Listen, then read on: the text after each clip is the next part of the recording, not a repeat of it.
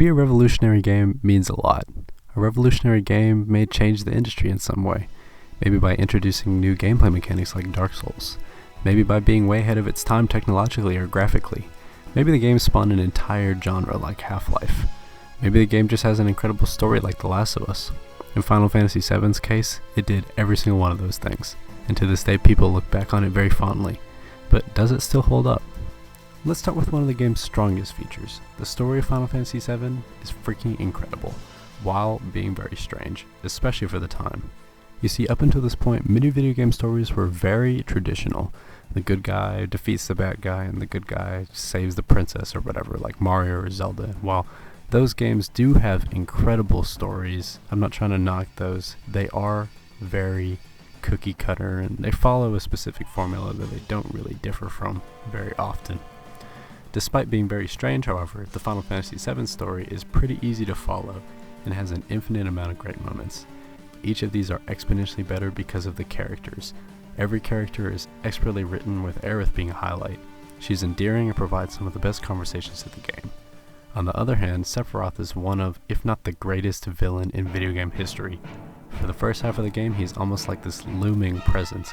You hear so much about him and he always feels very close, but it isn't until you uncover more about his backstory that he really excels. It would take me too long to delve into it, but let's just say that after he makes an important discovery about his mom, he flips his shit and goes completely off the rails. The game does a fantastic job to show you just how powerful Sephiroth is. Firstly, during a flashback, you get to control Sephiroth and young Cloud in a battle.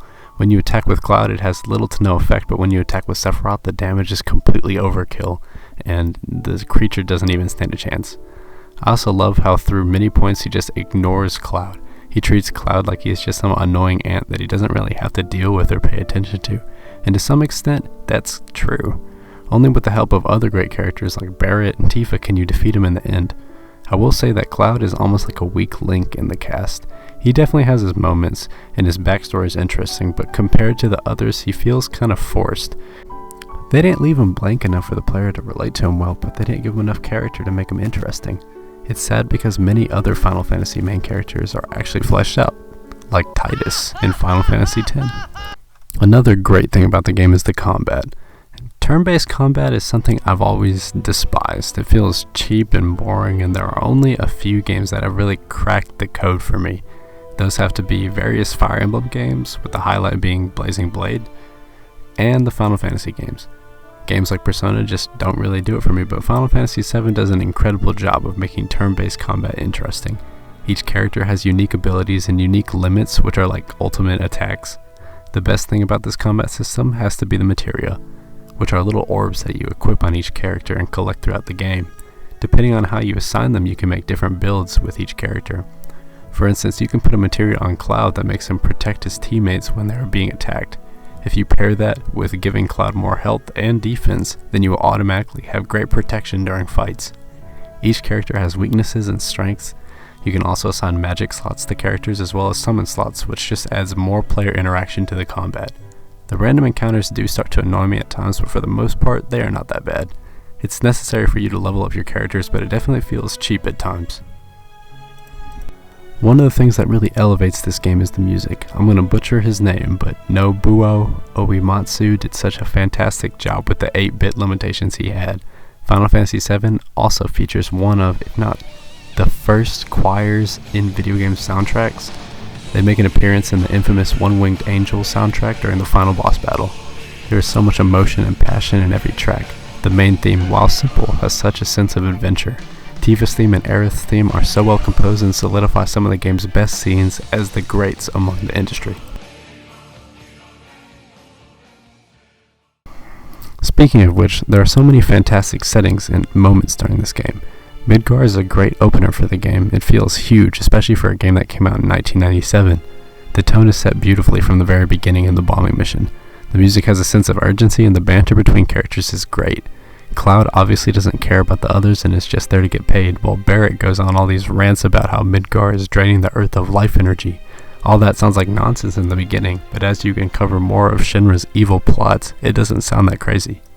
The entire Midgar arc is great. Meeting Aerith in the church is awesome. Getting into the underground gambling district of Midgar and participating in underground fighting rings is a highlight. The escape from Midgar is exciting, and by this time, Cloud is starting to warm up to bear its cost.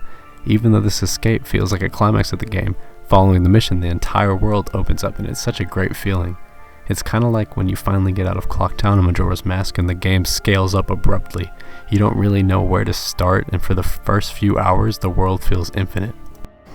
Final Fantasy VII is also great because of its message. It has a mix of 1984 and anti-eco-terrorism, scaled up to 11.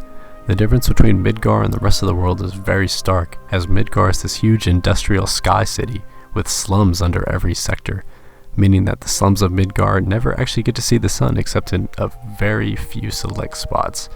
It's almost impossible to escape the city if you don't know the right people. The government Shinra even drops a plate to destroy Sector 7 in an attempt to destroy Cloud and the rest of the main characters. Once you escape Midgar, the sun is shining, there is peaceful music playing, and almost every villager you come across in different towns and cities seems much happier. There is so much life to the rest of the world while Midgar is void of any.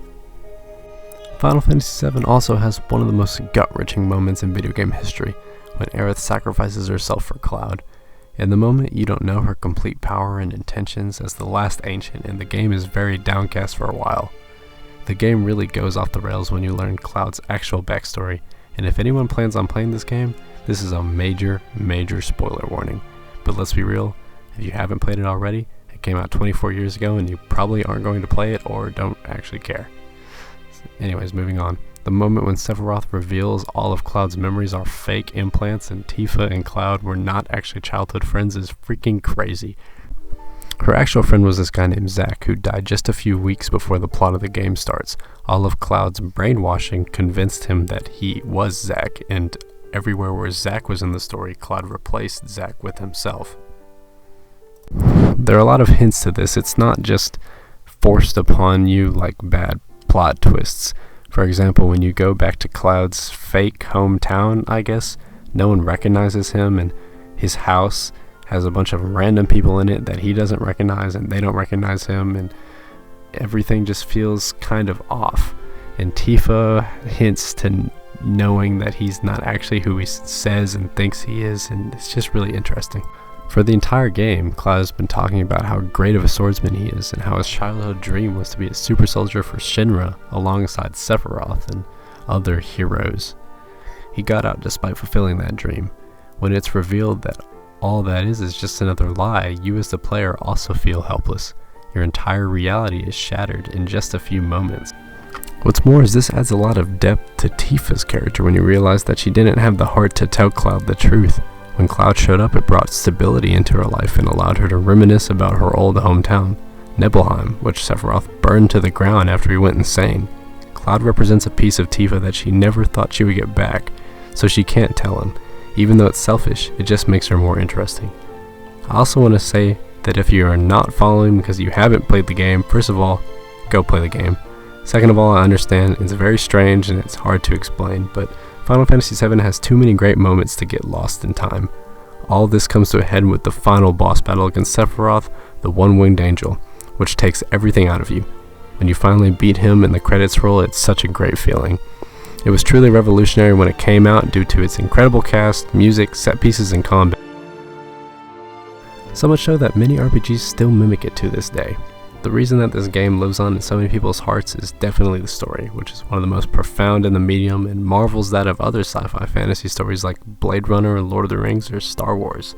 It may look dated and the remake is a good reimagining of the story, but there's nothing quite like the original Final Fantasy VII, which is a masterpiece in every sense of the word.